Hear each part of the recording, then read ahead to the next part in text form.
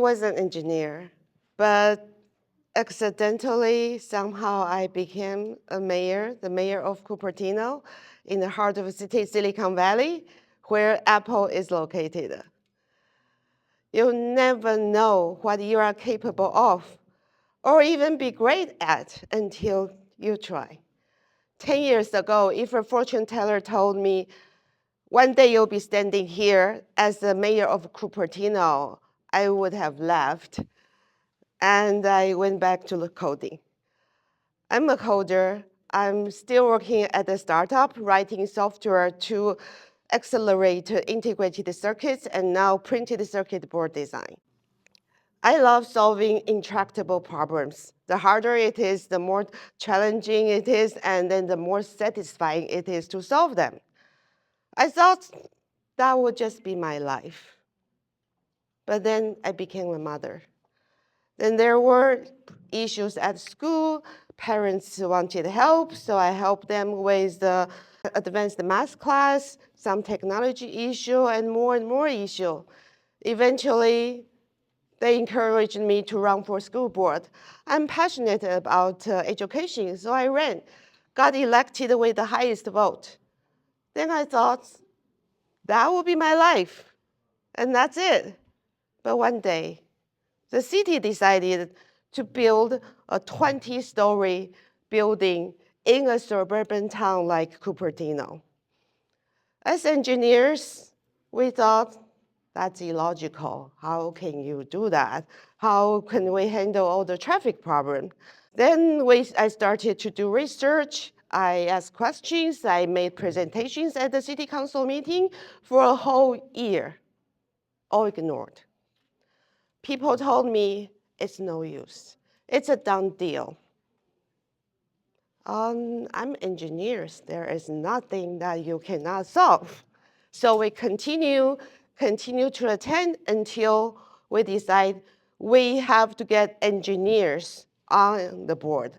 We are there to challenge the status quo, the establishment. So in the end, we got 4 engineers elected to the city council over the years. We are the problem solvers. We don't take the status quo for granted. We always find, is there a better solution for the problems we have? Many people actually didn't know what the city council does, even though they know what the Congress and president does. City council can decide the lot next to you might be building 2-story or even 20-story tower. And they can charge you high fees for home renovation.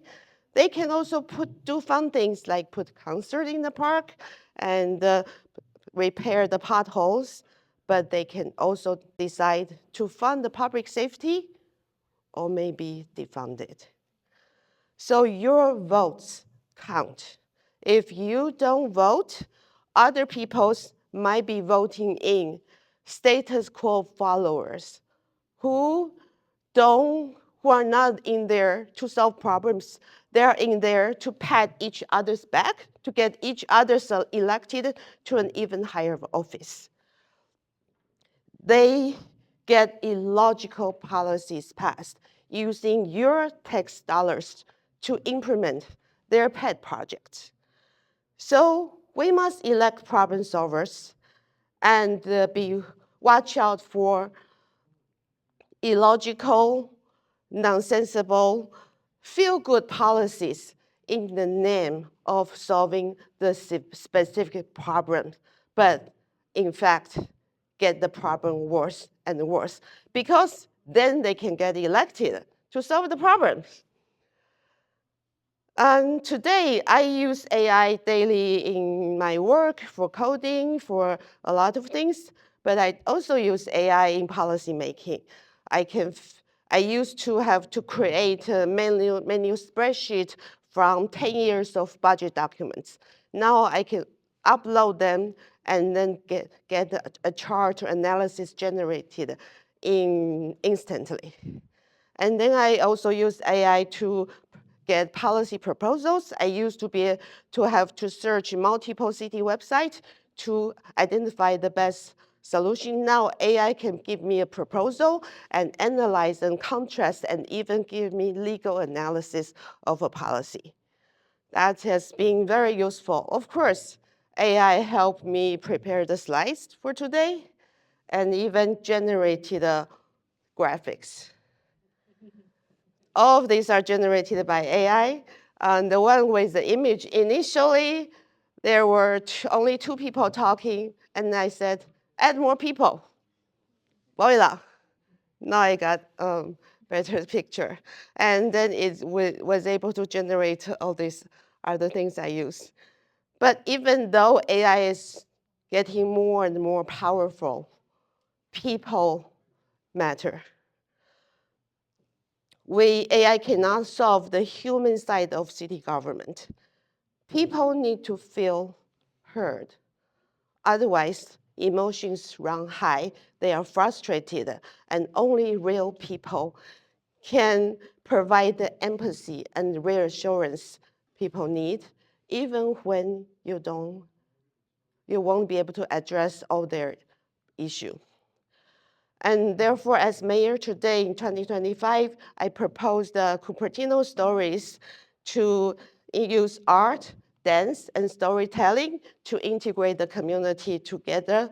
And we use the California Science and Technology University is helping us to allow people to enter audio, video story, and we are collecting a data set of Cupertino stories. And in the future, we hope to use the data set to generate more stories in text or audio or video format.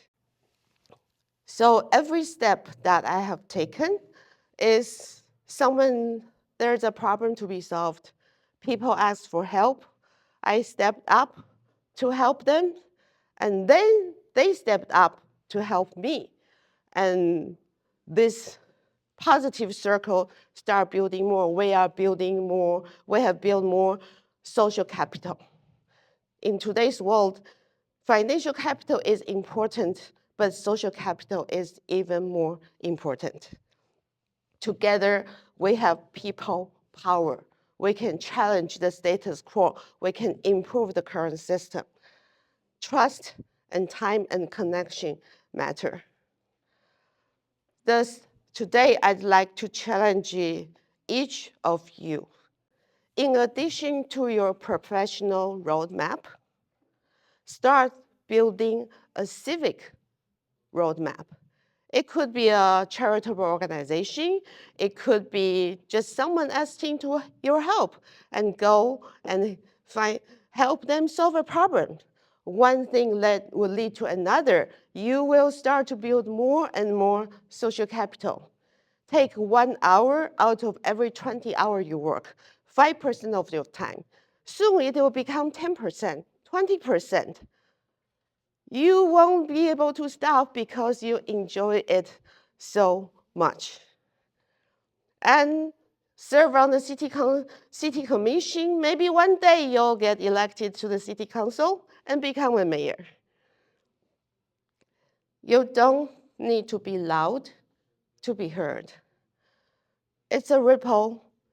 You don't need to have all the answers. Just need to care enough to begin to take that first step, to help someone, to join a project, and have the courage to stay when things got tough. When you are challenging status quo, people are going to resist and to challenge you, to criticize you. Stick together, people power, you can do it.